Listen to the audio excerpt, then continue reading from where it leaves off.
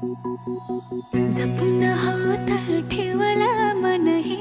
कधीच नाही झुरलं उधळलं ग समजा